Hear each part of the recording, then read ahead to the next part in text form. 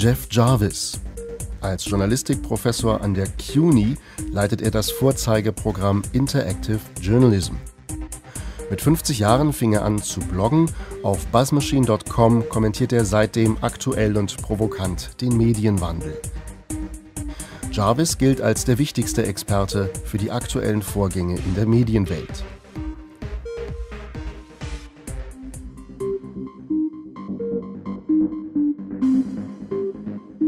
There are incredible new opportunities in news. New ways to gather news, new ways to make it more collaborative, new efficiencies that come thanks to the link. Do what you do best and link to the rest, I often say. A whole new structure of media and a whole new way to look at the business of news.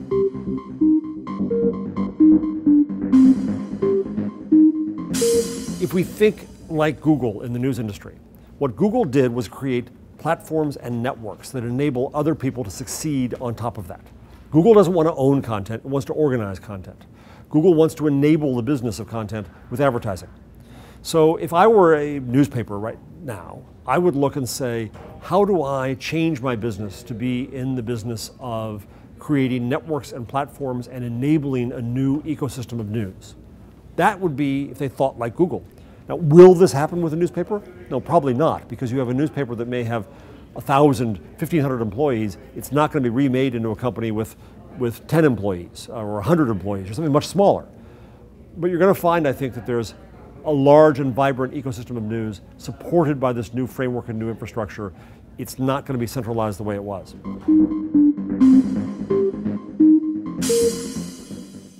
Well, online demands that you specialize. The internet demands specialization. Doing the same thing everybody else does, that doesn't work as a business anymore. So a local newspaper, I think, has to change radically and think of itself as only local. There's no point in having the ego of trying to present the rest of the world there. Well, that's also a lot of efficiency. You can get rid of cost there. You can change your basic structure of the business. Then if you consider yourself local, if you think you have to own all the news yourself and report it all yourself, you probably can't afford to do that anymore. If you think like a platform and network, and you enable other people to start businesses, then you can. We found in the New Business Models for News project here at CUNY that there are hyper-local bloggers covering towns of as small as 60,000 people who are bringing in between $100,000 and $200,000 a year in advertising revenue. That's a real business. That's a real sustainable business. Well, if you look at that kind of unit, 50, 60,000 people, and serving that many people, that can happen in a neighborhood in a big city, in a suburb of a big city, in a small city, or in a small town. That notion of that building block of the future of journalism, that small, targeted interest blog by geography or by interest, for moms or sports fans or one town, that we believe is a sustainable model for the future. And then on top of that, you can build networks and build other things. So I think that the ecosystem will come into perhaps small towns more quickly than it comes into big cities.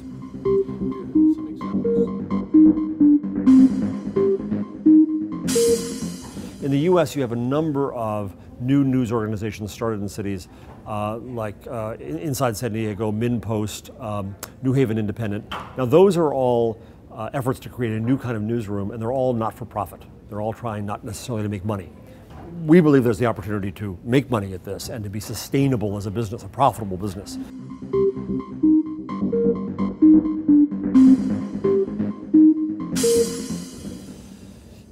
We used to call it citizen journalism. Journalists got mad at me because they said, well, I'm a citizen too. And I think that it's a mistake to define the act by who does it. Anyone who has their handy and sees news and takes a photo of that or shares the video live on the web with the world is committing an act of journalism. They're contributing knowledge to the ecosystem. They're just a witness, but now they can share what they witness. That's journalism. That adds into the journalism.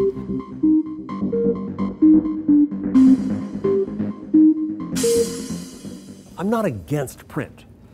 It's not a religious issue, but print is very, very expensive. Print brings with it also limitations. You can't update it and correct it and distribute it easily and talk about it. And so there are advantages to online that the world just sees. But it's more than trying to judge what's good or bad. It's also trying to recognize and understand how this new economy works. The way I put it is there's a content economy and a link economy. The content economy has been in force since Herr Gutenberg 570 years ago.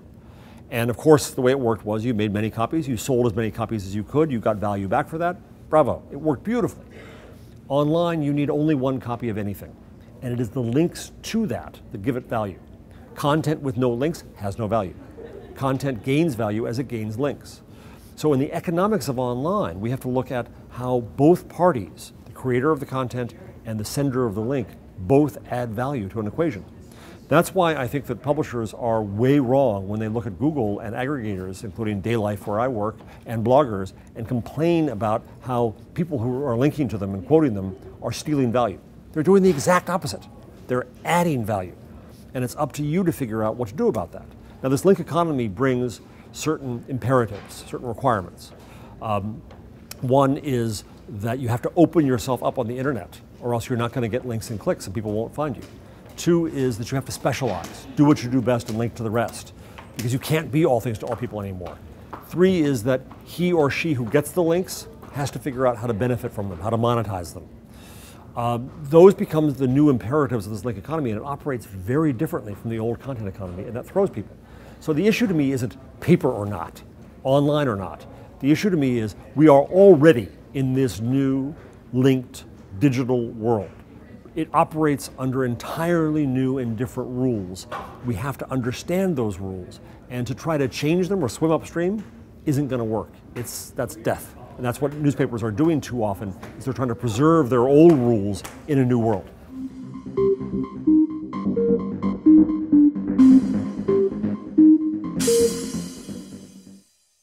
I think you've always owed it to your public to share with them any knowledge that is relevant to your work.